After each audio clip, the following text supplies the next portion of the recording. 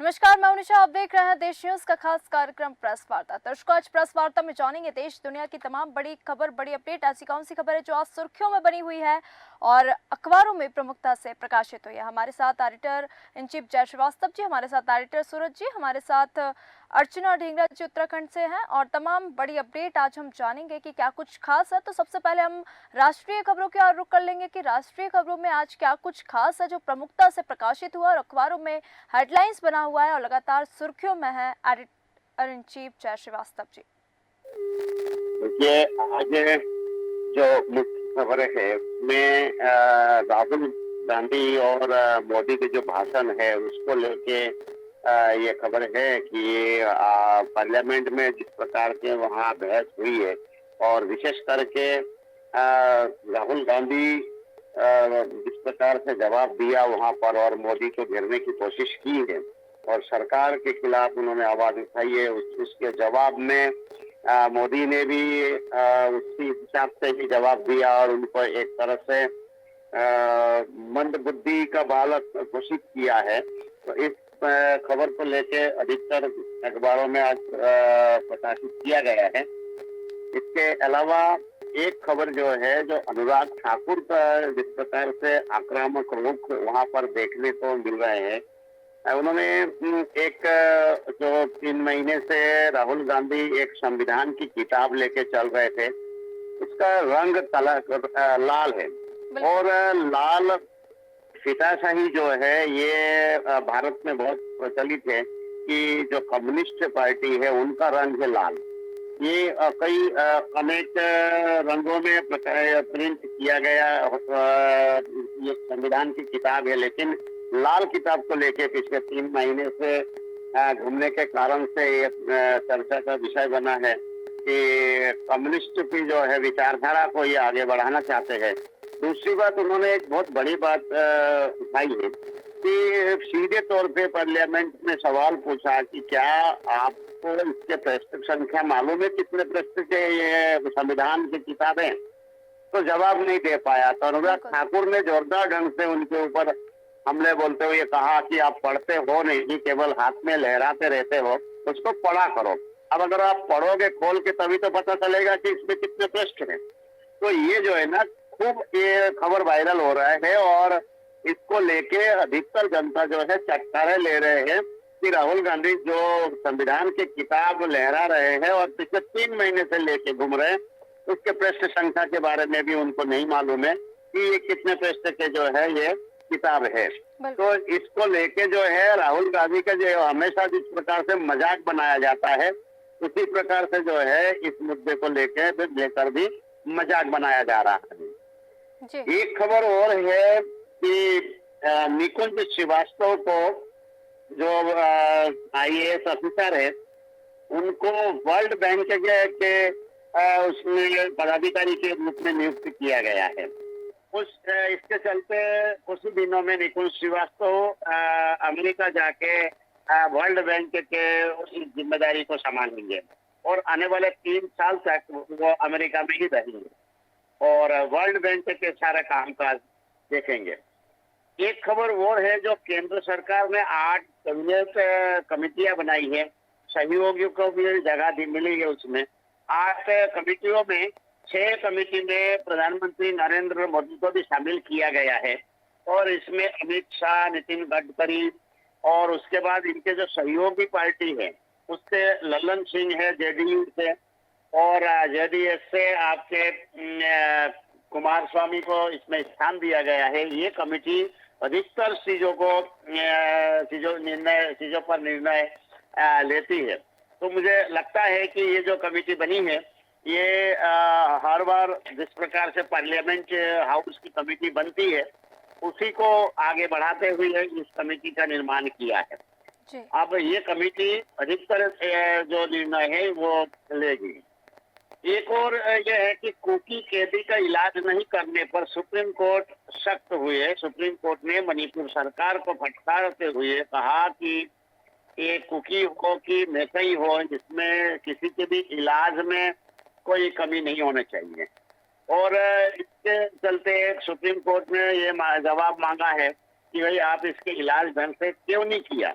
बिल्कुल। तो अब मणिपुर सरकार को इनको जवाब देना पड़ेगा कि उनके इलाज में लापरवाही किसने बरती है और उसके खिलाफ क्या कार्रवाई हुई है। एक और खबर ये है जो बाबा भोले ने भागवत कथा के प्रतीकों को बनाया मायालोक।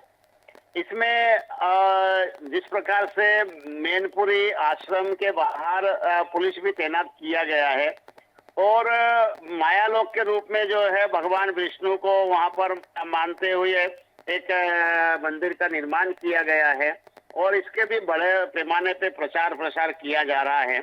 और ये जो मायालोक है इसके चर्चा विदेश तक है, तो यही कारण है कि इसको भी स्थान आज अखबारों में दिया गया है। बिल्कुल। अब ये देखना ये होगा कि जो हाथरस कांड है उसको और मायालोक में जो भीड़ होने वाली है, इस मायालोक की भीड़ को कैसे मैनेज करती है सरकार और हाथरस कांड की पुनरावृत्ति ना हो, इस पर क्या सरकार ध्यान देती है।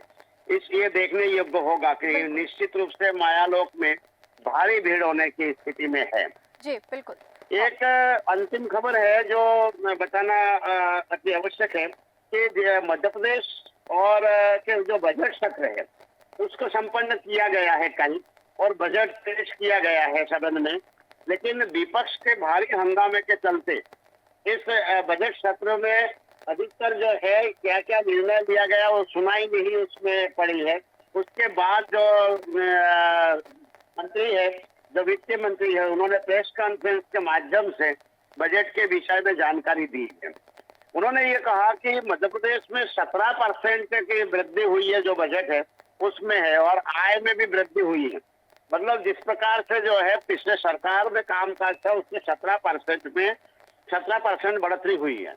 इसके अलावा विपक्ष ने जो नर्सिंग घोटाले को लेके भारी हंगामा किया है और विश्वास सारंग से इस्तीफे की मांग की, लेकिन पलटवार करते हुए विश्वास सारंग ने कहा कि सैकड़ों नर्सिंग कॉलेजों के जो है जिस दिन कमलनाथ इस्तीफा दी है उसी दिन जो है इतने सारे बड़े पैमाने पे नर्सिंग कॉलेजों की मान्यता दी है। तो ये निश्चित रूप से सोची समझी एक रणनीति के तहत, भ्रष्टाचार के तहत जो है कमलनाथ ने इन स्वीकृति को प्रदान की है और इसके खिलाफ जो है विश्वास सारंग के खिलाफ के बजाय कमलनाथ के खिलाफ आवाज उठाना चाहिए। विपक्ष ये भी आवाज उठा रही है तो ये कमलनाथ के खिलाफ उठा रही है। ये बोल जरूर विश्वास सारंग के नाम रहा है, एक बार बीजेपी के नाम बोल रहे हैं, लेकिन एक्चुअल उसमें दोषी कमलनाथ है, कांग्रेस है, क्योंकि ये कांग्रेस के कार्यकाल में इसकी मान्यता दी गई है। लेकिन जो उमंग सिंगार है प्रतिपक्ष के नेता, उन्होंने इसका खंडन भी किया है। जी बिल्कुल। जी निशा। जी बिल्कुल। और तमाम अंतर्राष्ट्रीय की जो खबरें हैं, आज क्या कुछ खास अंतर्राष्ट्रीय खबरों में क्या कुछ प्रमुखता से प्रकाशित हुआ है, एडिटर सूरज जी से हम जानेंगे। बिल्कुल निशा, जिस तरह से हम देख रहे हैं कि आज की सबसे बड़ी खबर अंतर्राष्ट्रीय स्तर पर है कि ब्रिटेन में ऋषि सुनक और कीर स्टारमर की सीधी टक्कर है और 650 सीटों के लिए जो मतदान जस्ट अभी प्रारंभ हुआ है उसमें कड़ी टक्कर देखी है, क्योंकि ब्रिटेन में हाउस ऑफ कॉमन्स की 650 सीटों के लिए आज वोटिंग होने वाली है और ब्रिटेन में इस बार कंजर्वेटिव और लेबर पार्टी के बीच कड़ी टक्कर की उम्मीद की जा रही है। प्रधानमंत्री ऋषि सुनक की कुर्सी इस बार दांव पर लगी हुई है, क्योंकि मतदान से पहले हुए चुनावी सर्वेक्षण में कंजर्वेटिव पार्टी के मुकाबले लेबर पार्टी को बढ़त मिलती हुई दिखाई दे रही है। हालांकि ऋषि सुनक का मुकाबला इस बार सीधे तौर पर लेबर पार्टी के नेता कीर स्टारमर से है। मैं बताना चाहूंगा कि स्टारमर इंग्लैंड में पब्लिक प्रोसिक्यूटर के पूर्व डायरेक्टर रह चुके हैं और 2020 से वह राजनीति में आए और राजनीति में आने के बाद स्टारमर ने लेबर पार्टी ज्वाइन की थी, लेबर पार्टी के नेता बने थे। ब्रिटेन के आम चुनावों में भारतीय मूल के वोटर्स की महत्वपूर्ण भूमिका होती है और ऐसे में सत्ताधारी जो पार्टी है कंजर्वेटिव पार्टी, उस पार्टी ने 30 भारतीय मूल के लोगों को मैदान में उतारा है। दूसरी तरफ लेबर पार्टी ने 33 भारतीय मूल के लोगों को अपना प्रत्याशी बनाया है। यूके में आज वोटिंग प्रारंभ हो चुकी है और वोटिंग ये रात 10 बजे तक स्थानीय समय के अनुसार मतदान होगा और मतदान खत्म होते ही मतगणना शुरू हो जाएगी और 5 जुलाई की सुबह, मतलब कल सुबह इसके परिणाम आ जाएंगे, जिसके बाद तय होगा कि किस पार्टी की सरकार बन रही है। यहाँ मैं उल्लेख जरूर करना चाहूंगा इस खबर के माध्यम से कि ब्रिटेन में इस बार चुनाव जो है जनवरी 2005 वाले थे, क्योंकि कंजर्वेटिव पार्टी जो है उसकी जो सरकार है उसका कार्यकाल 17 दिसंबर 2024 तक है, लेकिन ऋषि सुनक ने 22 मई को अपने आवास से 4 जुलाई को ही वोटिंग की घोषणा कर दी थी और 4 जुलाई को वो जो घोषणा की गई है, उसके द्वारा आज वोटिंग की जा रही है, जबकि 2022 के चुनाव में सत्ताधारी कंजर्वेटिव पार्टी ने चुनाव से पहले पीएम का चेहरा साफ नहीं किया था। बिल्कुल। और मैं बताना चाहूँगा कि 2022 में जब ऋषि सुनक ने ब्रिटेन के प्रधानमंत्री का पद संभाला था, तब उसके बाद से ये है कि सत्ताधारी दल की जो पार्टी है, कंजर्वेटिव पार्टी की जो सरकार चल रही है, उसका कार्यकाल दिसंबर तक था, लेकिन पहले ही चुनाव की घोषणा कर दी गई है। जी। ब्रिटेन में भारत के लोकसभा की तरह हाउस ऑफ कॉमन्स होता है, वहाँ राज्यसभा को हाउस ऑफ लॉर्ड्स कहा जाता है और तीसरे भाग जो क्योंकि हमारे यहाँ 2 भाग हैं, एक अपर सदन है, एक लोअर लोअर सदन है, सदन है, बिल्कुल। लेकिन वहाँ तीसरा भाग होता है जिसे संप्रभु कहा जाता है और यहाँ हर 5 साल में मतदान होता है। इसके अलावा एक बात और बताना चाहूँगा कि हमारे पड़ोसी देश नेपाल से खबर है जहाँ पर बताया जा रहा है कि प्रचंड जो सरकार है, वो खतरे में है, प्रचंड सरकार, क्योंकि कॉमरेड ओली और नेपाल कांग्रेस ने नया दांव खेला है।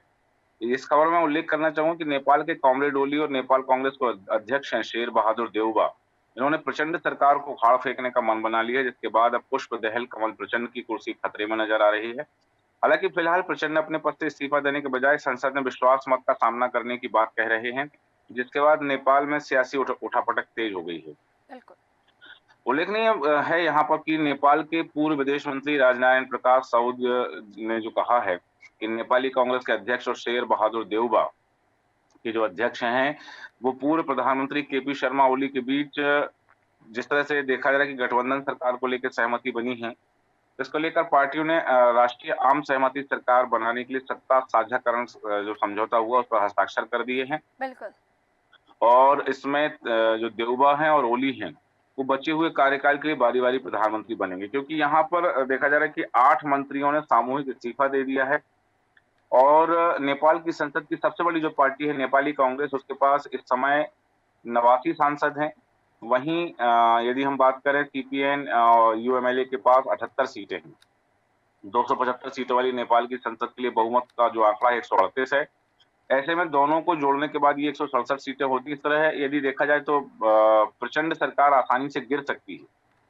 हालांकि 4 महीने तक प्रचंड को समर्थन देने के बाद ओली अब नेपाली कांग्रेस के साथ जाने का मन बना चुके हैं। नए राजनीतिक गठबंधन को लेकर के दोनों राजनेताओं के बीच में बातचीत का दौर चला और नए फार्मूले के तहत बचे हुए कार्यकाल के पहले चरण में ओली नेपाल के प्रधानमंत्री बन सकते हैं और बचे हुए 1.5 साल के कार्यकाल के लिए दोनों नेताओं ने बारी-बारी से पद संभालने की सहमति जताई है।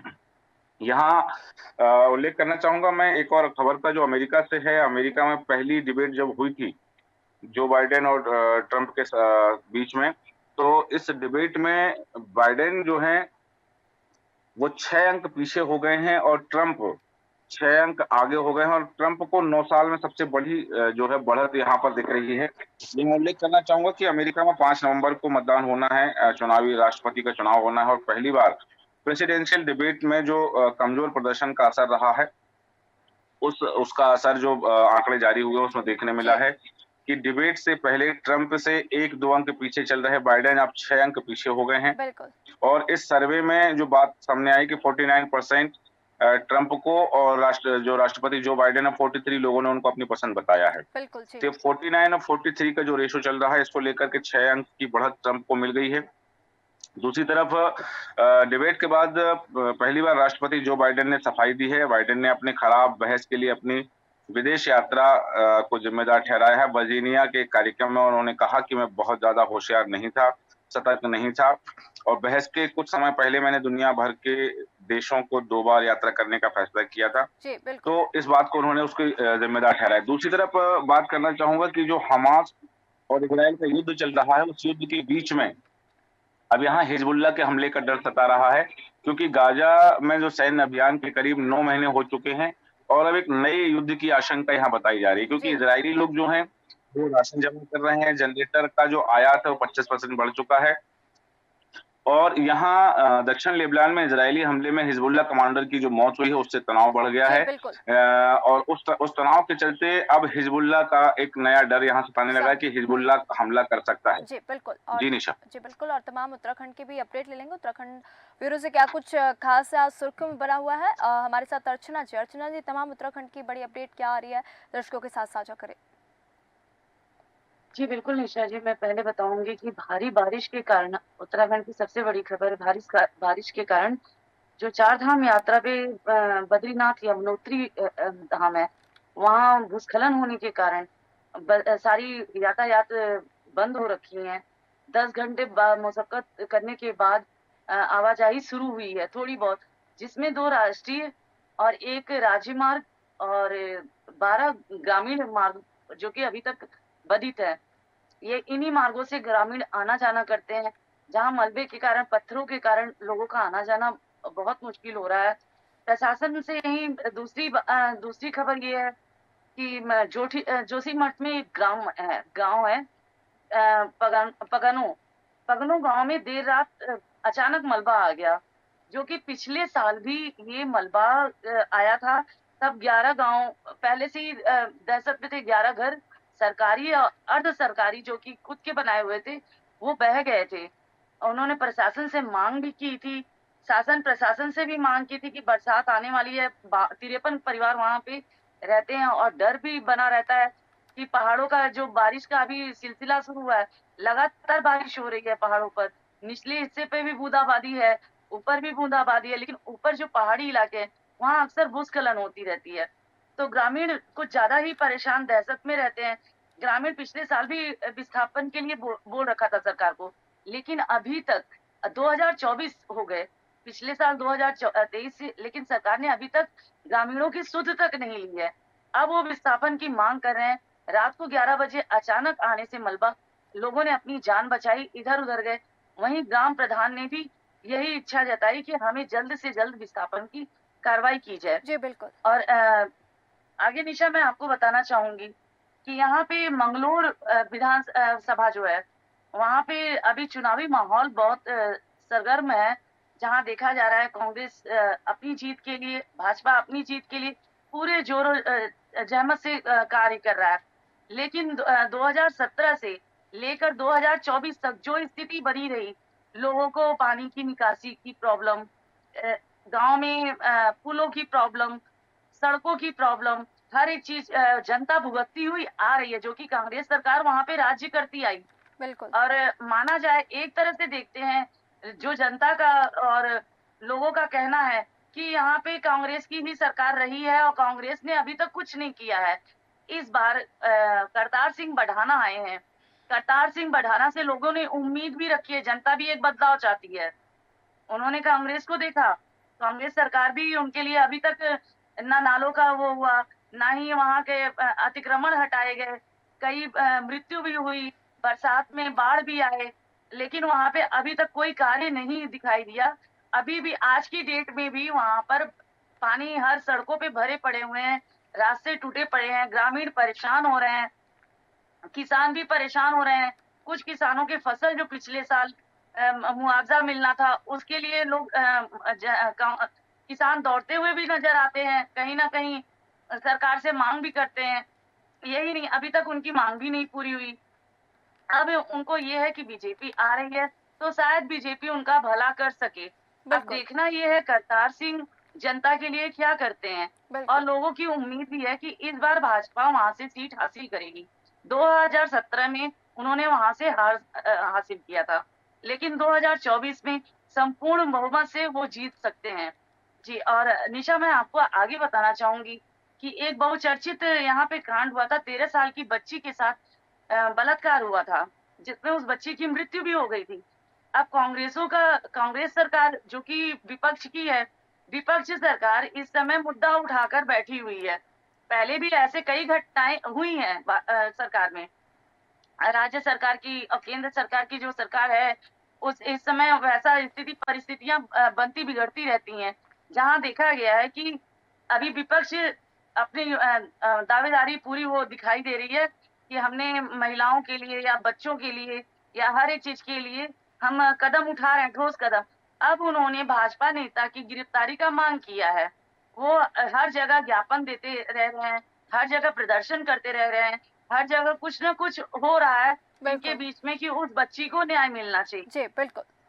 और तमाम उत्तर प्रदेश की अपडेट ले लेंगे। हमारे साथ ज्ञानेश जी हैं लखनऊ ब्यूरो से। ज्ञानेश जी, तमाम लखनऊ ब्यूरो से क्या अपडेट, बड़ी खबर सामने आ रही, दर्शकों के साथ साझा करें। निशा देखिए, हाथरस घटना के बाद में मुख्यमंत्री योगी आदित्यनाथ हैं कल उस हाथरस में गए और बता दूं कि उन्होंने बिना अखिलेश जी का नाम लिए हुए योगी ने कहा कुछ लोगों की आदत होती है कि इस प्रकार के दुखद हादसों में वो राजनीति ढूंढते हैं और ऐसे लोगों की यह फितरत होती है कि चोरी और सीनाजोरी भी है। या हर व्यक्ति जानता है कि सज्जन का फोटो किसके साथ में है और राजनीतिक संबंध किसके साथ में जुड़े हैं। सीएम ने कहा इस घटना में जानना यह जरूरी है, इसकी तह तक जाना जरूरी है कि घटना की वजह।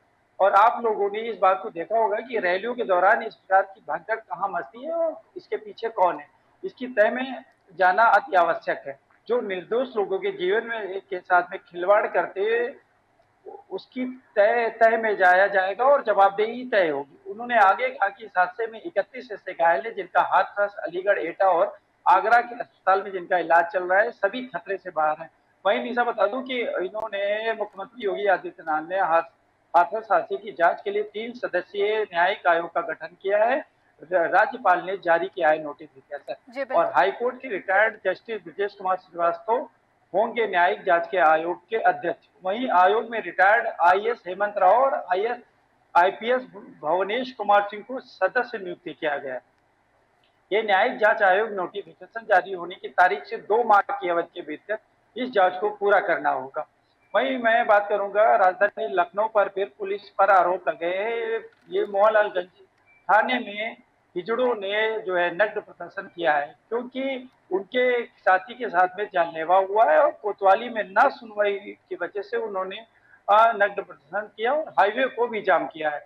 वहीं बता दो निशा की राजधानी लखनऊ में एसडीएम को निलंबित किया गया है क्योंकि किसान की फरियाद अनसुनी करने पर फतेहपुर जिले की खागा तहसील के उप जिलाधिकारी को भारी पड़ गया है क्योंकि लगातार शिकायतें आने के बावजूद उन्होंने सुनवाई नहीं की और मुख्यमंत्री योगी आदित्यनाथ के निर्देश पर मंगलवार को एसडीएम को निलंबित कर दिया गया। निलंबन अवधि में एसडीएम आयुक्त और सचिव राजस्व परिषद के लखनऊ कार्यालय से संबंध होंगे। इसके खिलाफ विभागीय कार्रवाई भी होगी और अधिकारियों ने अपनी जांच रिपोर्ट में एसडीएम अतुल को दोषी बताया है। वहीं मैं बात करूंगा राजधानी में कि लखनऊ में कोकरेल नदी के किनारे प्रस्तावित रिवर फ्रंट अहमदाबाद में स्थित साबरमती रिवर फ्रंट जैसा मनोरम और आधुनिक सुविधाओं वाला हो सकता है। मुख्यमंत्री योगी आदित्यनाथ के निर्देश पर कोकरेल नदी को पुनर्जीवित करने के प्रयासों के क्रम में साबरमती रिवर फ्रंट अहमदाबाद के अध्ययन के लिए गठित समिति द्वारा पिछले वर्ष ही इसका स्थलीय निरीक्षण एवं भ्रमण कर लिया गया है। रिवर फ्रंट बनाने की कार्रवाई लखनऊ नगर निगम के तहत पूर्ण की जाएगी। इसके लिए नगर निगम द्वारा एसपीवी के गठन से संबंधित ड्राफ्ट शासन को उपलब्ध कराया गया है जो कि Lucknow river front development corporation limited के नाम से होगा। जी, बिल्कुल। और मैं फिर से हमारे एडिटर इन चीफ जय श्रीवास्तव जी के पास जाऊंगी और एक खबर में अपडेट चाहूंगी क्योंकि सांसदों की शपथ के नियम में अब बदलाव कर दिए गए हैं और लोकसभा सांसद में शपथ के बाद नारे नहीं लगा सकेंगे। इसको लेकर और तमाम क्या जानकारी सामने आ रही, दर्शकों के साथ साझा करें। देखिए, एक ये जो ओम बिरला ने जो संसदीय जो कानून बनाया है उसके तहत ये है कि जब कोई शपथ लेगा तब कोई भी जो है वहां पर बहस नहीं कर पाएंगे। आमतौर से ये देखा ये जा रहा है कि कोई भी बंदा यदि शपथ लेता है, चाहे वो किसी भी पार्टी के हो, तो यदि उनके जो विपक्ष है वो उनके खिलाफ नारेबाजी करते हैं तो ये मर्यादा जो है संसद भवन की जो मर्यादा है, सदन की जो मर्यादा है, उसका उल्लंघन माना जाएगा। अब इस कानून के बाद कहा यह जा रहा है कि कुछ जो सीधे तौर पे बोलने के बजाय जो 2 आतंकी जो है, जो देशद्रोही कानून उनके ऊपर लगे हुए हैं, उनके उसके बावजूद जेल से ये चुनाव जीते हैं और चुनाव जीतने के बाद सदन में आकर जो है वो शपथ लेने वाले हैं।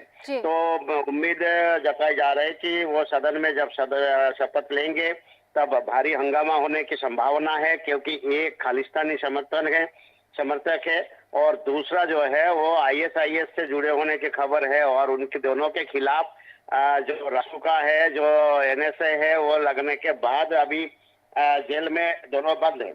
एक और खबर मैं आपको इसी संदर्भ में देना चाहूंगा कि जो इंदिरा गांधी के जो हत्यारा था, उनका बेटा पंजाब से चुनाव जीते हैं और बेटे के चुनाव जीतने के बाद उनका भी जो है शपथ इसी सदन में हो चुका है।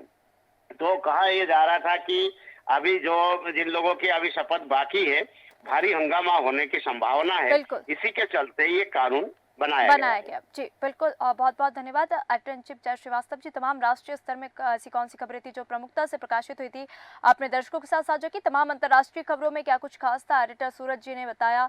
लखनऊ उत्तर प्रदेश से हमारे साथ ज्ञानेश जी थे, उत्तराखंड से हमारे साथ अर्चना जी। आप सभी का बहुत बहुत धन्यवाद तमाम बड़ी अपडेट दर्शकों के साथ साझा करने के लिए। तो दर्शकों, आज प्रेस वार्ता में हमने जाना देश दुनिया की तमाम बड़ी अपडेट, बड़ी खबर। प्रेस वार्ता में फिर मिलेंगे नई खबरों के साथ, बने रहिए देश न्यूज के साथ। नमस्कार।